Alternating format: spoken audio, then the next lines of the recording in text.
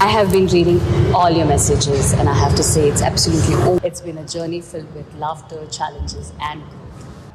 So, be ready. Nayanthara கொஞ்ச நேரத்துக்கு முன்னாடி அவங்களோட இன்ஸ்டாகிராம் பேஜில் ஐம் லாஸ்ட் அப்படின்னு சொல்லி ஒரு போஸ்ட்டை ஷேர் பண்ணியிருக்காங்க. இதை பார்த்த பலருக்குமே அதிர்ச்சியாக தான் இருந்திருக்கும். எதுக்காக அவங்க திடீர்னு ஐம் லாஸ்ட்னு சொல்லி வைக்கணும்? ஒருவேளை இதுக்கு முன்னாடி நயன்தாராவுக்கும் விக்னேஷ் சிவனுக்கும் டிவோர்ஸ் ஆக போகுது அப்படின்ற மாதிரி ஒரு நியூஸ் சோஷியல் மீடியாவில் வைரலாக பேசப்பட்டுச்சு. அந்த விஷயத்தை இவங்க கன்ஃபார்ம் பண்ணுறாங்களா, அது அப்போ உண்மைதானா அப்படின்னு சில பேர் பேசிகிட்டு இருக்காங்க. இன்னும் சிலர் புதுச்சேரியில் நடந்த அந்த சிறுமைக்கு நடந்த கொடுமைக்காக தான் அவங்க ஐம் லாஸ்ட்னு வச்சுருக்காங்க அப்படின்னும் சில பேர். நயன்தாரா இப்போ ரீசெண்டாக நிறைய பிஸ்னஸ் ஸ்டார்ட் பண்ணியிருக்காங்க.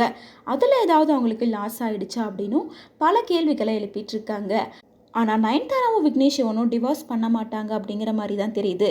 ஏன்னா 2 days முன்னாடி கூட விக்னேஷ் சிவன் அவங்க கூட ஒன்றா இருக்க மாதிரியான ஒரு வீடியோவை போஸ்ட் பண்ணியிருந்தாரு. நயன்தாராவும் அவங்க பேபியை கையில் வச்சுட்டு விளையாடிட்டு இருக்க மாதிரியான ஒரு போஸ்ட்டை கூட ஷேர் பண்ணியிருந்தாங்க. இதெல்லாம் வச்சு பார்க்குறப்ப நயன்தாராவுக்கும் விக்னேஷ் சிவனுக்கும் டிவோர்ஸ் ஆக வாய்ப்பே இல்லை அப்படின்ற மாதிரி தான் இருக்குது. ஆனால் எதுக்காக நயன்தாரா ஐம் லாஸ்ட் அப்படின்னு சொல்லி இந்த மாதிரி ஒரு போஸ்ட்டை போட்டிருக்காங்க அப்படிங்கிறது தெரியல. இதுக்கு நயன்தாராவே விளக்கம் கொடுத்தாதான் என்ன நடந்திருக்கு அப்படின்னு தெரிய வரும்.